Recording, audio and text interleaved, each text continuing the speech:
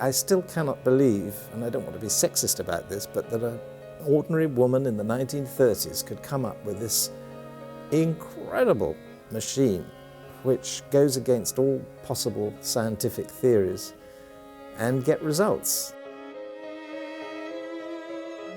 To this day, in our own time, someone as sui generis, shall we say, as Charlotte Keppel, who was so all-embracing, so all-encompassing in the breadth and stature of her gifts, is somehow effectively and consummately written out of history. What all this is about is a narrative, how we create narratives and how we exclude from narratives. And Charlotte was a classic victim of exclusion. I didn't discover her until I was going through newspaper archives of the 1930s. And I came across this well-publicised young woman who was technologically brilliant, ahead of her time, who was really well known in Ireland. We see the past all the time. Every time we stare into the nighttime sky at that vast myriad of stars, we're looking into the depths of time.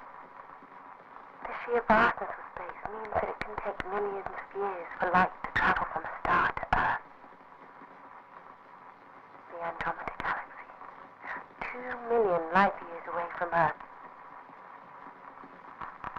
The supernova we see in that far-off galaxy actually happened 2 million years ago. If we could see the Earth then.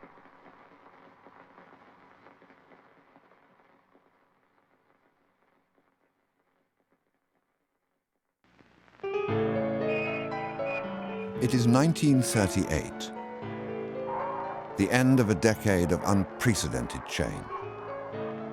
Madcap politics, social unrest, dingbat inventions, and exciting new scientific discoveries are all the rage.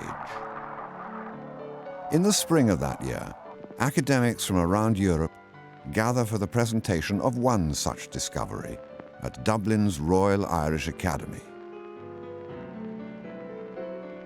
The discovery's author is a 28-year-old Irish woman by the name of Charlotte Keppel. Charlotte is a self-taught scientist. She comes from a long line of crackpot inventors. Obsessed by science from an early age, Charlotte spends her boarding school days fashioning Tesla coils out of hairpins and cutlery. I came across an old yearbook from her convent. And within the pages of the yearbook, I discovered the most extraordinary story. The girls, as usual, after evening prayer, had returned to the refectory for their evening meal. No sooner had the Reverend Mother said grace before there was an extraordinary bang. Charlotte had actually blown the Sacré-Cœur dormer to bits in the course of experiments with Tesla coils. Charlotte is promptly expelled from the nunnery. Liberated from the boundaries of a conventional education, Charlotte is free to serve apprenticeships with various physicists and chemists. It is during these years that Charlotte develops her revolutionary wave theory.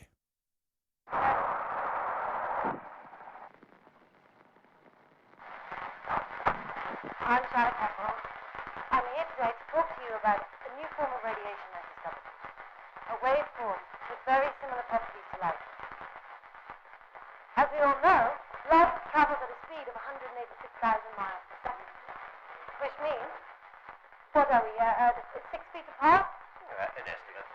It takes approximately 6 nanoseconds for the light to travel from you to me. Which means, I'm seeing you as you were 6 nanoseconds ago. The waveform that I've discovered takes approximately 5 years. To travel at that same distance. Charlotte had stumbled onto something simple yet remarkable. Like the way astronomers see events in space as they happened millions of years ago, here is a slow-traveling waveform all around us, but invisible to the human eye, that carries with it information from the past. Upon this eloquent discovery, she built the Chronoscope, a machine that can detect these waves and render scenes of history in vivid images. The thing looks like a Heath Robinson invention. You wouldn't think it could possibly work until you see that footage. I think most people thought there was a man behind her doing all the technical work, but she did it. It sounds so futuristic, and yet all this was happening in the late 30s.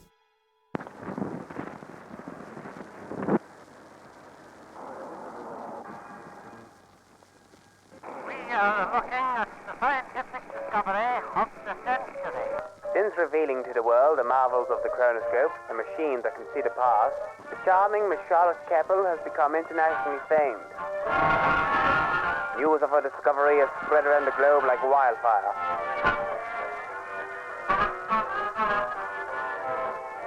In her native city of Dublin, Miss Keppel entertains an audience of historians and dignitaries, including the Prime Minister of Era, Mr. Eamon de Valera.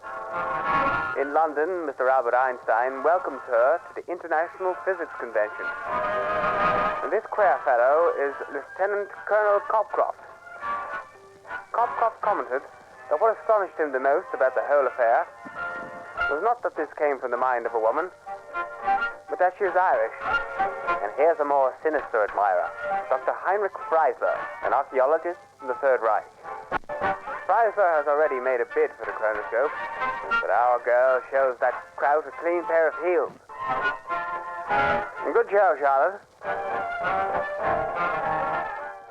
Freisler was one of those odd characters who perhaps really only discovered himself in jail. It was while he was in jail doing time after the failed putsch that he discovered archaeology, and he became a self-educated archaeologist with a lot of cranky ideas. Der Neger hat einen dicklochigen Schädel als Schutz gegen Speere und einen kräftigen Unterkiefer. This is one of Dr. Freisler's films. He made countless such productions with his colleague of dubious academic credentials, Oswald Poppendick.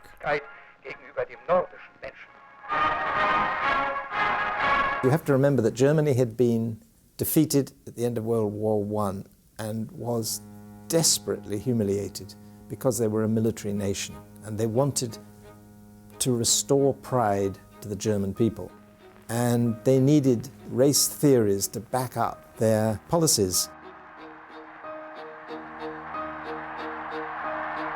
So a woman who had produced a machine which, as with television, could produce images of the present, she could produce images of the past, and they could prove to the world that they were right.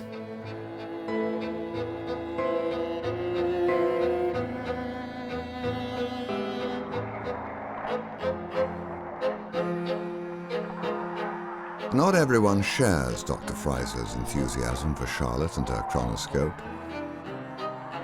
Charlotte got into trouble with the Catholic Church because it seemed her chronoscope was going to give them a view into the past when they were looking for the canonization of this man, Father Matthew.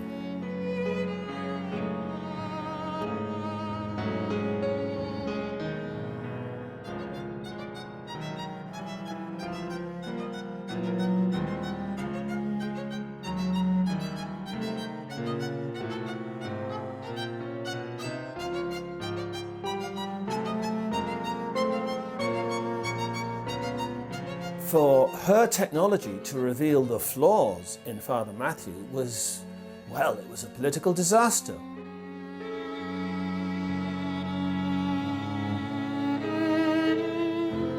Look, it wasn't long before this that the Committee for Evil Literature had promulgated a ban on references to menstruation. So can you imagine the impact this had on a society that was run by a committee against evil literature? Can you imagine?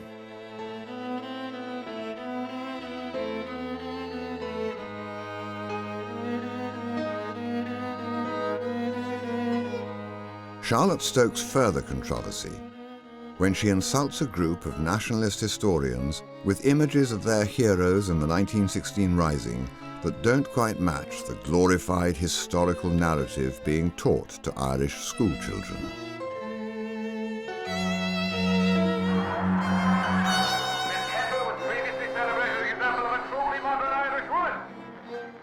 This reinforced the dictum that women should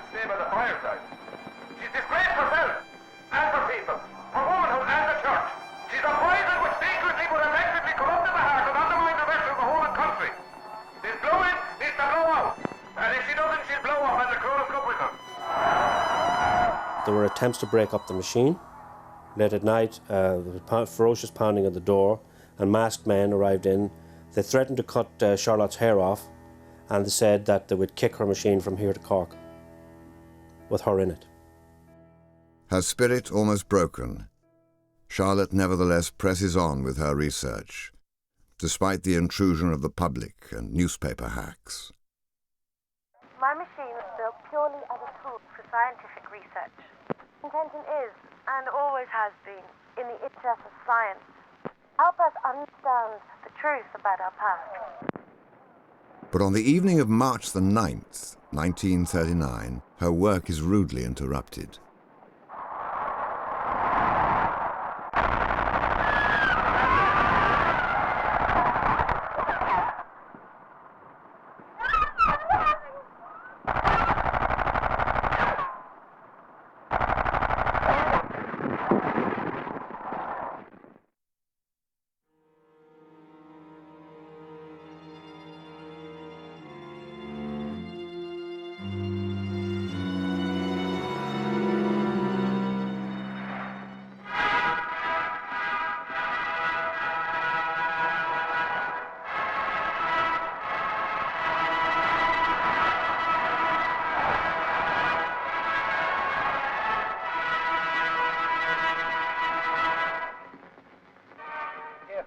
Sowie der Reichsmarschall heißen die berühmte Wissenschaftlerin Frau Charlotte Keppel willkommen im Deutschen Reich.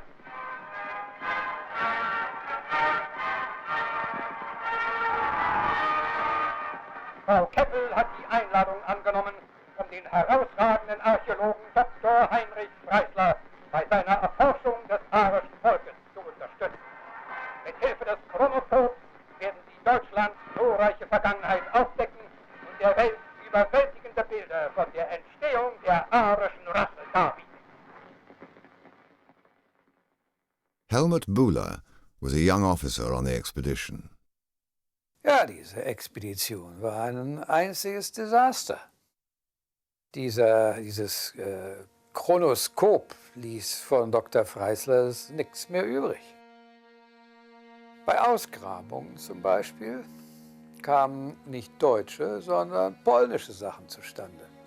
Wir kamen an Städten, wo angeblich früher mal fantastische, großartige deutsche Städte gestanden hatten. Aber in dem Chronoskop konnte man nichts anderes sehen als Generationen und Generationen von kleinen, fetten Menschen, die mit ihren Schweinen zusammen in Schlammhütten wohnten.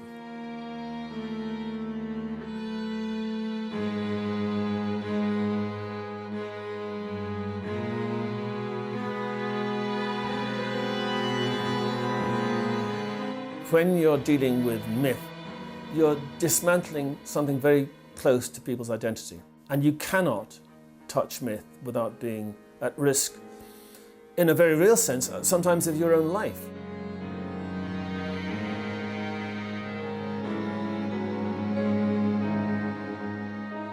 As the months slip by, Charlotte's defiance turns to fear, as pressure mounts on her to produce a satisfactory image for the Nazi Party.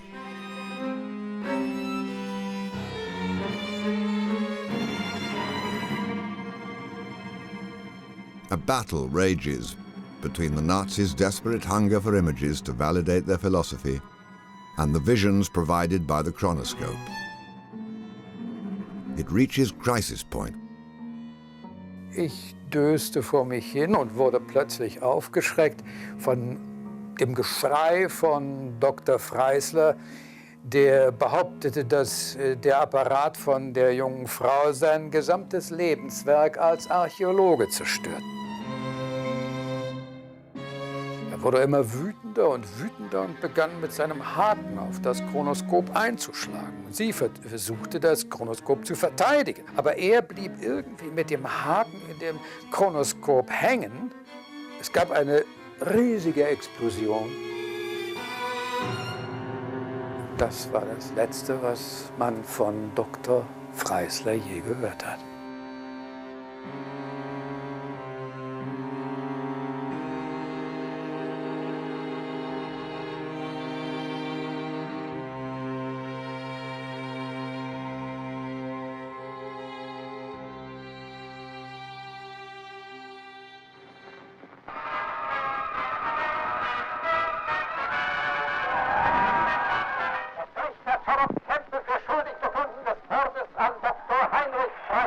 Around the world, the news of Charlotte's sentence is received with dismay.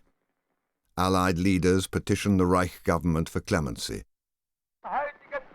but their pleas fall on deaf ears. The Nazi ideologues thirst for Charlotte's blood.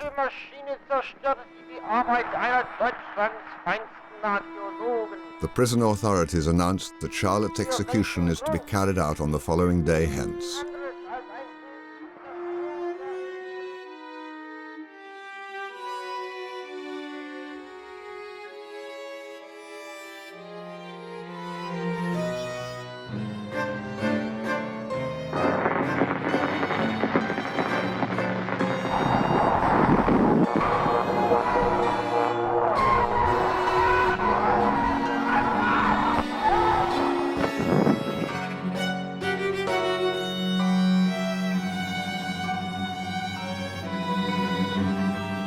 Charlotte had fashioned a Tesla coil out of bed springs, forks, and hairpins. She plugged the object into the cell's light bulb socket. It created a massive power surge. The Gestapo records reveal that Charlotte crossed the border into Switzerland 2 weeks later.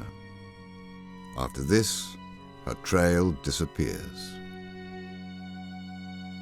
What do I think it became of Charlotte? I mean, speculation in many respects is kind of pointless in this. And there have been many mythologies and many rumours that have grown up inevitably around the figure of Charlotte Keppel. Well, there are some theories that she went to South America, which is very ironic because that's where the war criminals went.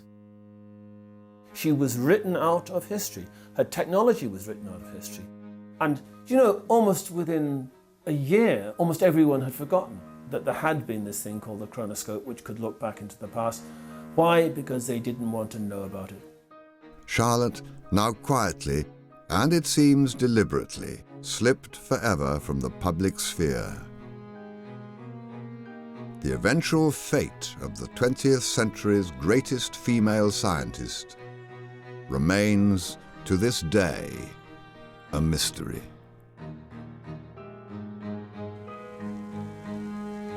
Our history books are simply a record of the heroic deeds and follies of the ruling classes.